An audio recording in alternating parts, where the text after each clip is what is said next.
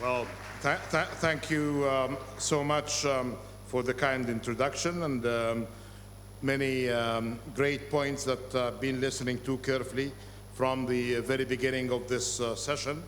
It's great that we started by the emphasis on the role of science, either on Mars or Earth. But what we need really to see, where are the breakthroughs in the breakthrough? What really happened in the implementation so far? And I agree very much that science helped us to find the alternatives, as mentioned, in solar, in wind, in nuclear, before that, in green hydrogen, and lots of alternatives. But I think in answering perhaps Anne's question, I think we need to continue the path for more efficient production based on the technology that we have, but we need definitely more affordable technologies and more sustainable technology, applicable ones when it comes to storage capacities and batteries. And when I was in India a few weeks ago, I was happy to see that the scientists there with their technology labs, supported by governments in many cases, or the private sector and foundations, are trying to find a good competition with existing technologies, alternatives as well. We know the advancements in the chemical industry in India, and I'm happy to see that some solutions in battery storage could come from that source as well. On science, it's finance as well and behavioral change that we need to get all together to support the implementation. I think the issues related to finance have been discussed the day before yesterday. 100 billion is important, but in the report that was commissioned by the two presidencies, telling us that we need at least 10 times that figure for energy transition alone. So we're talking about $1 trillion rather than 100 billion. The good thing is that half of that should be coming from domestic resource mobilization, and we shouldn't be always dependent on external help for that. But we are still, despite all of the changes, we are at this stage.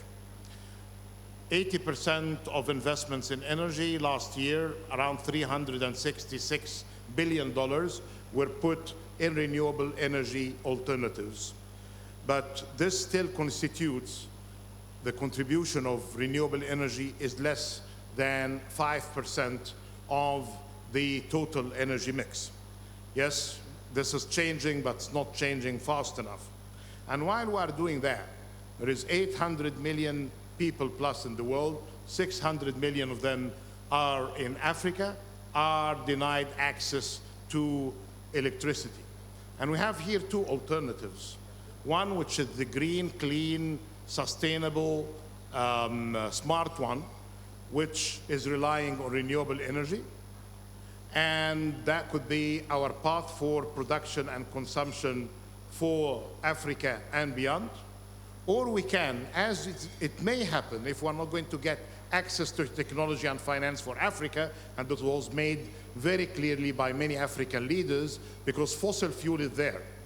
And we are not going to be celebrating forever that Africa is around 3% of total contribution of emissions, because there are growing ambitions by middle class, by segments of society that they need the right for access to electricity. The 3% in Africa is coming at a very high cost, which is denying people access to one of the essential ingredients to have any kind of decent life with dignity today.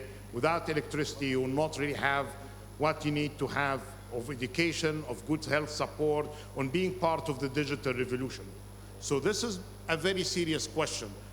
The 3% in Africa, the low contribution of emissions in developing economies is not coming by having a decent consumption pattern or a good production pattern. It's coming because consumption is very low and production is very low, and the technology that we're using are still not clean technology, but that, if it is left to their own dynamics, is going to be changed to the world, to the worse.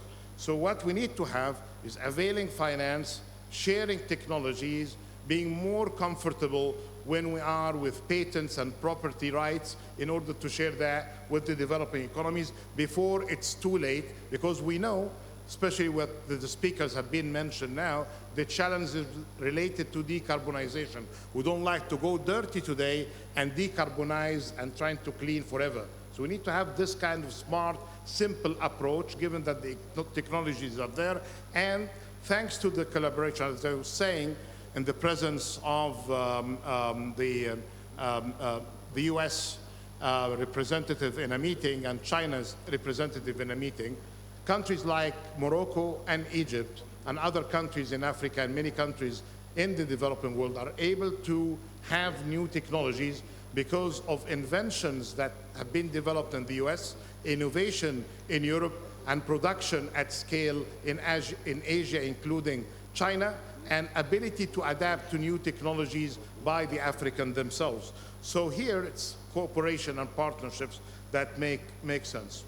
This is the first point I'd like to share. The second one is about decarbonization.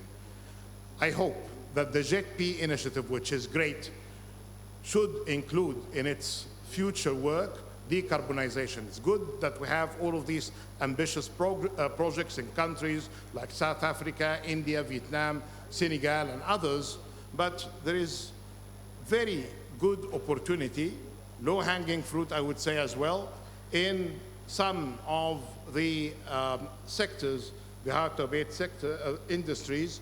Now we heard about fertilizers, but at the same time we have steel, that was mentioned as well. We have shipment, and we have cement. And during the day, I think there will be some more work on that, but they need finances. Good thing about that the regulations in developing economies and advanced economies as well are pushing for this decarbonization, but we need the flexibility of the financiers, including from JETP, to do that.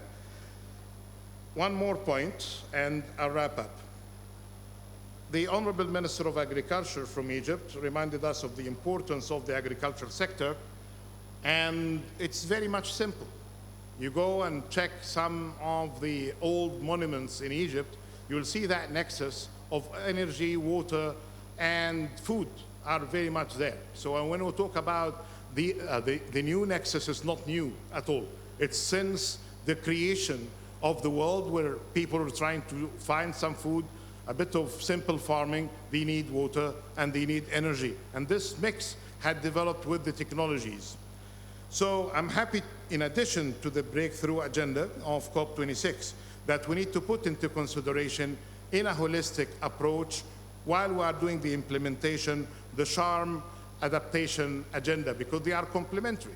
If we're just focusing on one, ignoring the work that we have to do in infrastructure, in human settlements and support, in the work that we should be doing in water and nature, in food and agriculture, then some of the common sense approaches to matter is going to be missed while we're doing this. And then we will go back and say, well, break the silos, work together, and again, it's basically about the operationalization of the climate action agenda and the SDGs at large. And again, this report by Vera Songwe and Nick Stern is reminding us that there is no contradiction between what we should be doing in adaptation and what we should be doing in energy and decarbonization, and what we should be doing if we fail, and unfortunately we are still failing in both, in the mitigation agenda and in the funding of the adaptation, on what we should be doing in the loss and damage. A holistic approach requires this institutional perspective with good policy formulation supported by finance, science, but more important than all is the kind of behavioral change from the household level to the leaders, to the CEOs, that could really be integrating all of these kind of efforts going forward.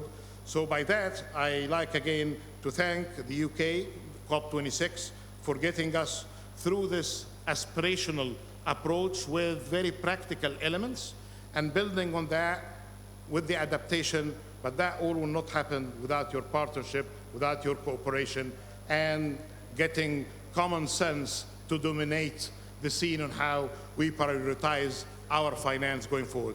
Thank you so much.